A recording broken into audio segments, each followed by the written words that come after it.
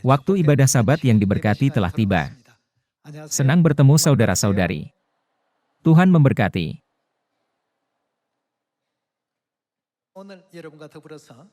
Hari ini, mari kita meluangkan waktu untuk mempelajari firman Tuhan melalui judul khotbah, Siapakah Aku? Ada puluhan ribu jenis pekerjaan di dunia. Di antaranya ada sarjana, pebisnis, guru, dokter, pengacara, dan sebagainya. Ada banyak jenis pekerjaan. Lalu, apa yang kita lakukan? Setiap orang yang hidup di bumi ini melakukan sesuatu. Apa yang kita lakukan dalam hidup kita? Hari ini, kita perlu menerima pertolongan Tuhan mengenai hal ini melalui Alkitab.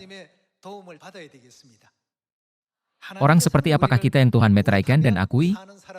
Hari ini, mari kita cari jawaban Tuhan atas pertanyaan, siapakah aku? Mari kita buka 2 Korintus pasal 3 bersama-sama.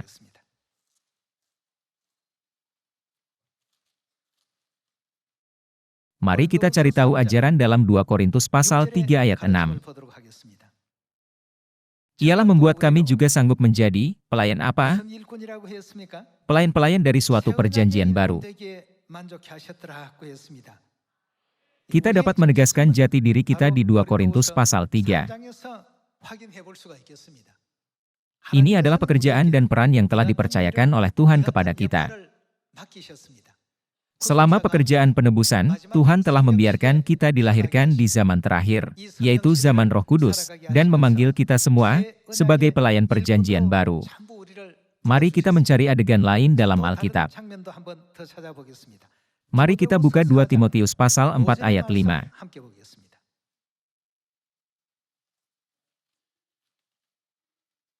Kita baca pasal 4 ayat 5. Tetapi kuasailah dirimu dalam segala hal, sabarlah menderita, lakukanlah pekerjaan pemberita Injil dan tunaikanlah tugas pelayananmu. Dalam 2 Korintus pasal 3 dan 2 Timotius pasal 4, Tuhan dengan jelas menunjukkan apa yang harus kita lakukan. Mari kita buka Kisah Para Rasul pasal 1. Mari kita baca Kisah Para Rasul pasal 1. Dalam Kisah Para Rasul pasal 1 ayat 6, tertulis, maka bertanyalah mereka yang berkumpul di situ, Tuhan, maukah Engkau pada masa ini memulihkan kerajaan bagi Israel? Jawabnya, Engkau tidak perlu mengetahui masa dan waktu yang ditetapkan Bapa sendiri menurut kuasanya. Tetapi kamu akan menerima kuasa, kalau Roh Kudus turun ke atas kamu, dan kamu akan menjadi saksiku di Yerusalem dan di seluruh Yudea dan Samaria dan sampai ke ujung bumi. Di 2 Korintus pasal 3 dan 2, Timotius pasal 4, dan Kisah Para Rasul pasal 1. Bagaimana Tuhan menegaskan jati diri kita? Siapakah kita? Kita adalah pelayan perjanjian baru, pemberita Injil yang menginjil, dan saksi yang bersaksi tentang Tuhan. Bukankah semuanya menunjukkan hal yang sama? Meskipun kata-kata itu diungkapkan dengan cara yang sedikit berbeda, akhirnya Tuhan memberikan jawaban yang sama akan jati diri kita. Ini belum semuanya. Mari kita buka Matius pasal 4. Matius pasal 4. Mari kita baca Matius pasal 4 ayat 19. Mari, ikutlah aku, dan kamu akan kujadikan apa? Kamu akan kujadikan penjala manusia. Melalui 2 Korintus pasal 3, 2 Timotius pasal 4, Kisah Para Rasul pasal 1, dan Matius pasal 4, kita dapat menemukan orang seperti apakah seharusnya anak-anak Tuhan di zaman akhir Roh Kudus. Tuhan terus menyampaikan pesan yang sama melalui berbagai ungkapan. Bukankah Anda semua bisa memahaminya? Penjala manusia, saksiku, pekerjaan pemberita Injil, dan pelayan perjanjian baru. Apakah semuanya berbeda? Semuanya adalah sama. Alkitab terus menyampaikan pesan yang sama, dengan berbagai ungkapan, apa yang harus kita, anak-anak Tuhan lakukan di bumi ini. Ketika Tuhan berkata, pelayan perjanjian baru, kita tidak memahaminya. Ketika Tuhan berkata, pekerjaan pemberita Injil, kita masih belum memahaminya. Ketika Tuhan berkata, saksi-saksiku, kita masih belum memahaminya. Itu sebabnya Tuhan menggunakan ungkapan puitis, penjala manusia. Namun, kita masih belum memahaminya. Jadi, Tuhan memanggil Nabi Yehezkiel dan menekankan sekali lagi, apa yang harus kita lakukan di bumi ini. Mari kita buka Yehezkiel pasal 3. Mari kita baca Yehezkiel pasal 3 ayat 17. Dalam pasal 3 ayat 17, tertulis, Hai anak manusia, aku telah menetapkan engkau menjadi apa? Menjadi penjaga kaum Israel. Karena kita tidak memahaminya, Tuhan bahkan menggunakan istilah militer, penjaga, untuk menjelaskannya. Apa yang harus kita, anak-anak sorgawi, lakukan di akhir zaman ini? Jawaban Tuhan adalah, pelayan perjanjian baru, pekerjaan pemberita Injil, saksiku, penjala manusia, dan penjaga. Apakah semuanya berbeda satu sama lain? Semuanya itu sama. Jadi, kita harus menjadi penjala manusia, saksi Tuhan, pelayan perjanjian baru, dan melakukan pekerjaan pemberita Injil. Dengan demikian, tempuhlah jalan iman dan Injil dengan sempurna, di mana tidak ada seorang pun yang menyesal. Lebih lanjut lagi, saat memberitakan Injil, kita semua harus belajar, menyadari, dan merasakan betapa kerasnya Bapa dan Ibu Surgawi telah bekerja untuk menyelamatkan anak-anaknya di bumi ini. Bukankah seharusnya kita dapat mengalami semua jalan yang telah Tuhan tempuh? Hanya dengan demikian, kita dapat menyadari Bapa dan Ibu telah melakukan segala upaya untuk menyelamatkan kita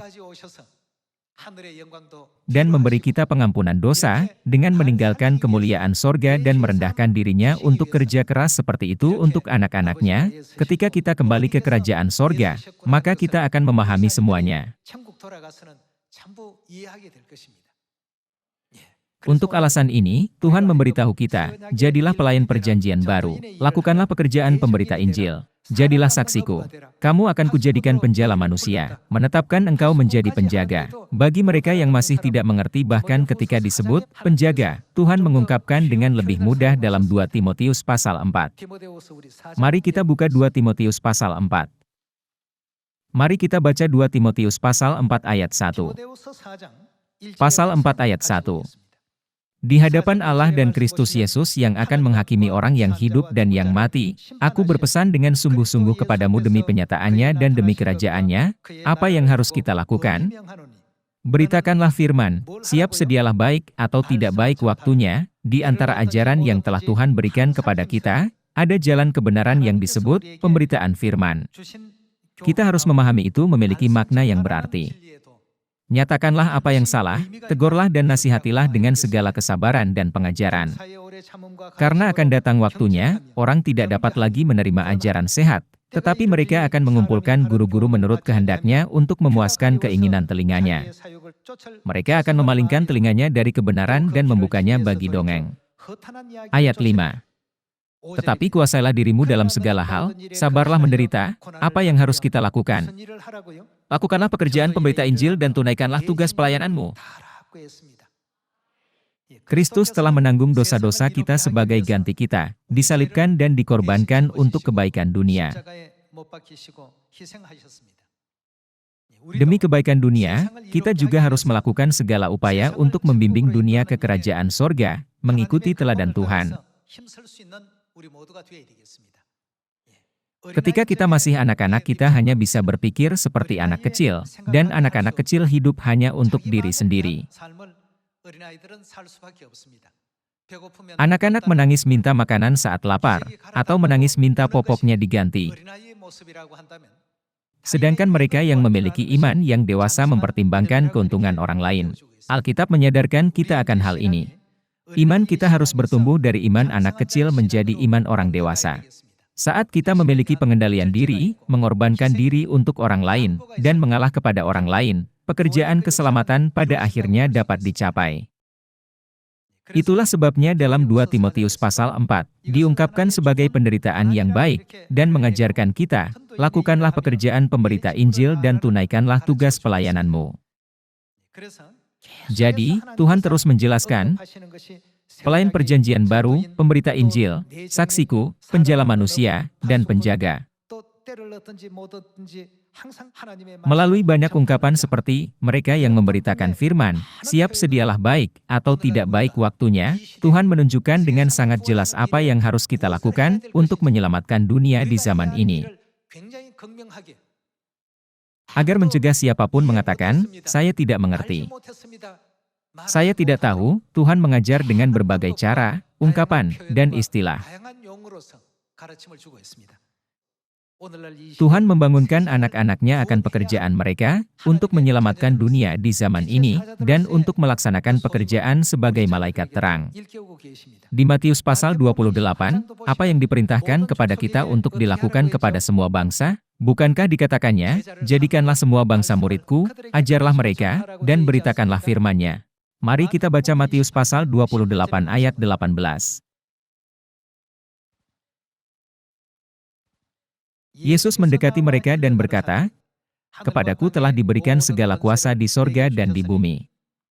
Karena itu pergilah, jadikanlah semua bangsa muridku dan baptislah mereka dalam nama Bapa dan Anak dan Roh Kudus, dan ajarlah mereka melakukan segala sesuatu yang telah kuperintahkan kepadamu. Dan ketahuilah, aku menyertai kamu senantiasa sampai kepada akhir zaman." Kristus juga mengingatkan kita bahwa pemberitaan Injil adalah seperti sakit bersalin, artinya tidak mudah. Tuhan tahu lebih baik daripada siapapun bahwa pekerjaan pemberitaan Injil bukanlah sesuatu yang sederhana atau mudah. Lalu, mengapa Dia meminta kita melakukan pekerjaan yang begitu sulit? Kristus telah hidup bagi kita, untuk menyelamatkan kita, orang-orang berdosa. Jika Dia tinggal di sorga, Dia akan dimuliakan, dan tidak perlu dicela, difitnah, atau dihina seperti di bumi ini. Namun, Dia telah menanggung semua penghinaan itu, karena itulah satu-satunya cara untuk memberikan pengampunan dosa kepada anak-anaknya, dan dapat menyelamatkan mereka. Tuhan mengasihi dan menyayangi anak-anaknya lebih dari dirinya sendiri. Bukankah Dia memilih jalan seperti itu karena kasih-Nya yang dalam untuk kita? Dalam proses pemberitaan Injil kepada jiwa-jiwa menyedihkan yang sekarat, tanpa mengetahui apa-apa, Tuhan mengizinkan kita untuk berpartisipasi dalam jalan penderitaan yang baik. Itu adalah misi penginjilan. Dengan kata lain, Tuhan telah mempercayakan hidup yang paling indah kepada anak-anak-Nya. Mari kita membuka Markus pasal 16. Di ayat 15, Yesus berkata, "Pergilah ke seluruh dunia." Apa yang dilakukan? Beritakanlah Injil kepada segala makhluk. Saudara-saudari, hanya ada satu hal yang Tuhan inginkan dan perintahkan. Tuhan terus-menerus mengajarkan kita satu pesan ini, melalui berbagai ungkapan dari banyak nabi, sehingga kita dapat menjalani kehidupan, tanpa penyesalan ketika kita kembali ke kerajaan sorga. Tuhan sedang membangunkan kita, tentang apa yang harus kita lakukan di bumi ini, sehingga kita dapat mempersiapkan diri. Beberapa orang mungkin berkata, dalam hidupku di dunia ini, aku telah hidup tanpa tujuan.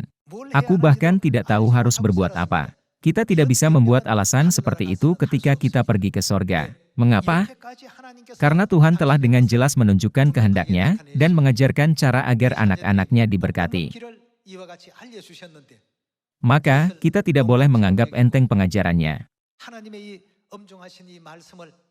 Kita tidak boleh gagal untuk mendengarkan, memahami, dan menyadari firman hikmat-Nya. Masih banyak orang di sekitar kita yang menantikan Injil. Banyak dari mereka belum kembali ke Sion karena mereka belum mendengar Injil.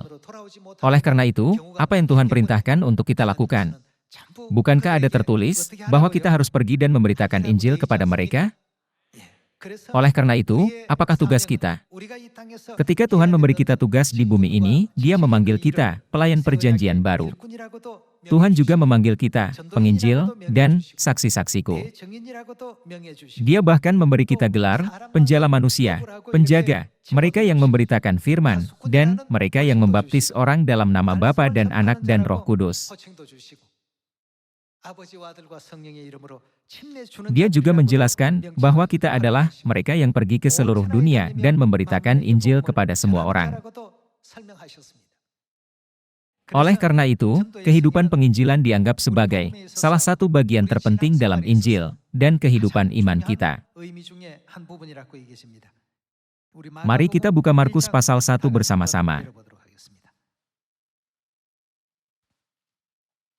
Mari kita baca ayat 35. Pagi-pagi benar, waktu hari masih gelap, ia bangun dan pergi keluar. Ia pergi ke tempat yang sunyi dan berdoa di sana. Tetapi Simon dan kawan-kawannya menyusul dia. Waktu menemukan dia, mereka berkata, "Semua orang mencari engkau." Jawabnya, "Marilah kita pergi ke tempat lain, ke kota-kota yang berdekatan, supaya di sana juga aku memberitakan Injil, karena untuk itu aku telah datang." Kehidupan Kristus semata-mata kehidupan penginjilan. Tidak ada alasan baginya untuk menghadapi penganiayaan dan fitnah, atau bahkan membangunkan mereka yang tidak mau mendengarkan jika itu hanya untuk kesenangannya sendiri. Ada banyak penderitaan saat penginjilan, bahkan menghadapi penganiayaan berat ketika kita menghadapi yang melawan kita. Tetapi Kristus membangunkan kita dengan berkata, "Untuk itu aku telah datang ke bumi ini." Agar membawa tidak hanya kegembiraan dan sukacita hanya bagi sendiri, tetapi juga sukacita dan kebahagiaan bagi umat manusia, dan memberi masa depan yang cerah. Tuhan telah memilih jalan penginjilan, yakni jalan kebenaran yang harus kita lakukan. Saudara-saudari, jika kita memikirkan semua ini, kita dapat menyadari Tuhan telah membangunkan kita untuk memahami jati diri kita melalui banyak nabi, dan juga mengajari kita apa yang harus kita lakukan di zaman Roh Kudus ini. Tuhan menyuruh kita untuk beritakan Injil baik atau tidak baik waktunya. Dia berkata bahwa kita tidak akan pernah menyesalinya. Bukankah seharusnya kita mendengar semua firman Tuhan dan mengikutinya? Demikianlah, Tuhan telah menganugerahkan gelar seperti pelayan perjanjian baru, penginjil, saksiku, penjala manusia, dan penjaga. Kepada siapa Tuhan memberikan gelar seperti itu?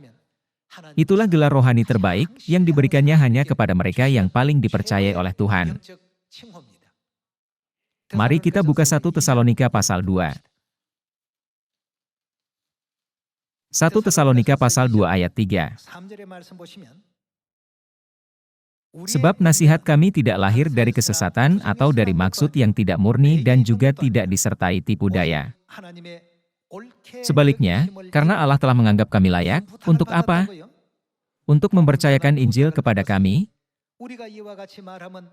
Karena itulah kami berbicara, bukan untuk menyukakan manusia, melainkan untuk menyukakan Allah yang menguji hati kita. Agar kita menyukakan Tuhan. Apa yang Tuhan percayakan kepada kita? Dia mempercayakan Injil kepada kita. Di mata Tuhan, kita terlihat orang seperti apa? Apakah Dia menganggap kita orang berdosa yang buruk? Meskipun kita adalah orang berdosa, Tuhan menganggap kita paling benar. Pada zaman Nuh, ketika Tuhan menghakimi dunia dengan air, Dia memilih Nuh karena Dia menganggapnya paling benar. Jadi, bukankah Tuhan mengangkat dia sebagai utusan dan penginjil untuk menyampaikan pesannya kepada mereka sebelum menghukum semua orang jahat? Dalam Alkitab, dia disebut sebagai orang yang benar. Bagi kita juga, Tuhan telah menganggap kita paling benar. Di antara 8 miliar orang, Tuhan telah menganugerahkan kepada kita gelar kemuliaan yang diberikan hanya kepada mereka yang dianggap paling benar. Pelayan perjanjian baru, penginjil, saksi-saksi Tuhan, penjala manusia, penjaga, dan mereka yang memberitakan Tuhan. Alkitab berkata bahwa Tuhan tidak pernah memberikan gelar seperti itu kepada mereka yang tidak Dia anggap benar. Itulah sebabnya Tuhan mempercayakan Injil. Karena mereka benar, dipercayai, dan setia. Karena Tuhan mempercayai kita, kita tidak boleh mengkhianati kepercayaannya. Kita harus setia kepada Tuhan. Karena Tuhan telah mempercayai kita, dan mengangkat kita sebagai pelayan perjanjian baru, sebagai penginjil, dan sebagai saksi Tuhan. Kita semua harus menjadi anak-anak Sion yang dipercayanya. Mari kita cari satu ayat lagi di 1 Timotius pasal 1. 1 Timotius pasal 1. Mari kita cari tahu ajaran ayat 12. Aku bersyukur kepada Dia yang menguatkan aku, yaitu Kristus Yesus, Tuhan kita, karena Ia menganggap aku, bagaimana? Menganggap aku setia dan mempercayakan apa? Mempercayakan pelayanan ini kepadaku. Pelayan apa Dia mempercayakan? Tuhan telah mempercayakan kepada kita pelayan perjanjian baru, saksinya, dan penginjil. Ketika seseorang memegang jabatan di perusahaan seperti manajer, direktur, atau direktur utama, banyak orang akan memandang mereka dan berkata, dia benar-benar hebat. Saya menghormatinya. Jabatan yang kita terima adalah jabatan yang para malaikat di sorga iri. Ada tertulis bahwa Tuhan menganggap kita setia dan mempercayakan jabatan kepada kita.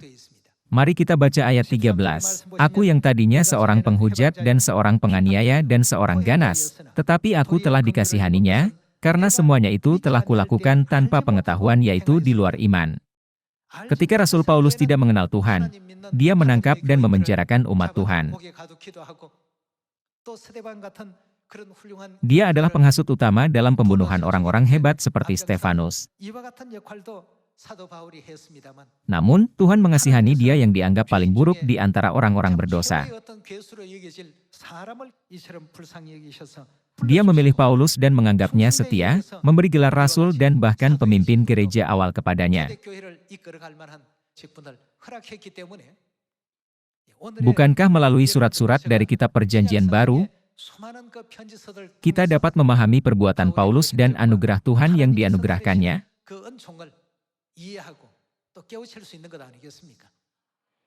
Hal terbaik yang dia lakukan adalah dia mengetahui dengan benar siapa dirinya. Dia memiliki jawaban yang benar untuk pertanyaan, mengapa aku dilahirkan di bumi ini, dan menjalankan tugasnya dengan setia. Tuhan menganggap kita benar, dan menurut 1 Timotius pasal 1, dia menganggap kita setia. Jadi, dia bahkan mempercayakan pelayan perjanjian baru kepada kita.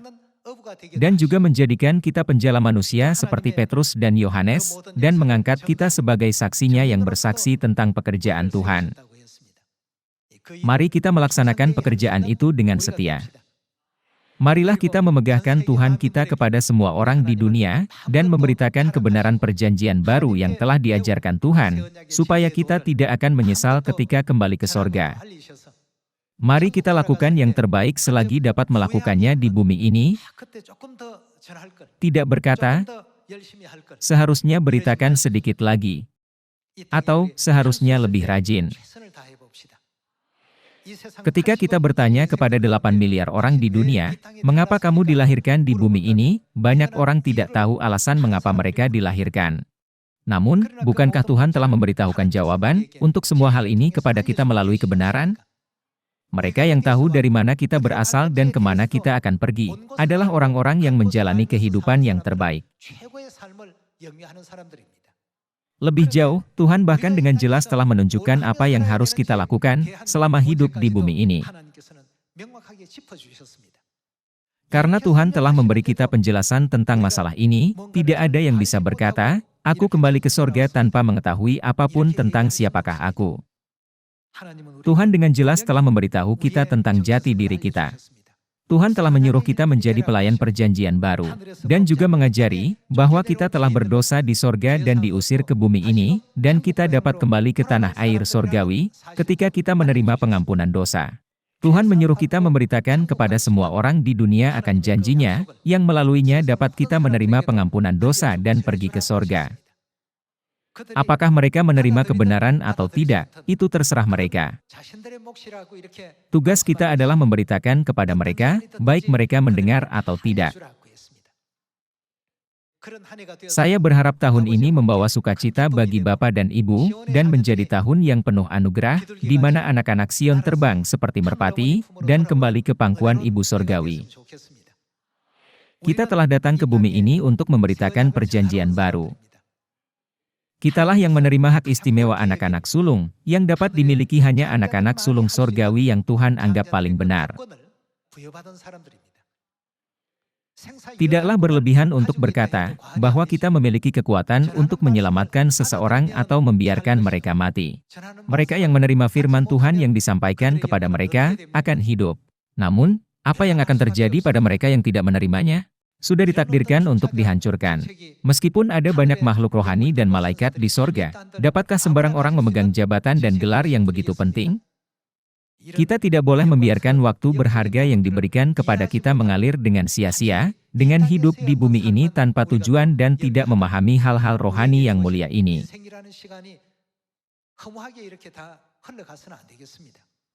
Marilah kita mengisi dengan waktu yang bermakna dan bermanfaat, sehingga kita dapat membawa sukacita bagi Bapa dan Ibu. Mari kita pikirkan satu hal lagi. Siapa dalam keluarga yang paling berduka jika anaknya hilang? Jika ada ayah, ibu, kakak laki-laki, kakak perempuan, dan adiknya, siapa yang paling menderita? Benar, itulah ibu. Lalu, jika anak yang hilang itu ditemukan kembali, siapa yang akan memiliki kegembiraan terbesar?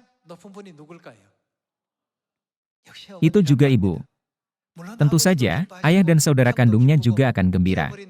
Siapakah yang tidak gembira menemukan anak yang hilang? Bagaimanapun, ibulah yang merasakan kesedihan dan kegembiraan terbesar. Lalu, tidakkah Anda ingin membawa sukacita besar bagi ibu? Mari kita membawa sukacita bagi ibu dan juga membawa sukacita bagi Bapa. Mari kita membawa banyak sukacita bagi anggota keluarga sorgawi yang terkasih. Semoga tahun ini penuh dengan sukacita. Saya menutup khotbah hari ini. Terima kasih.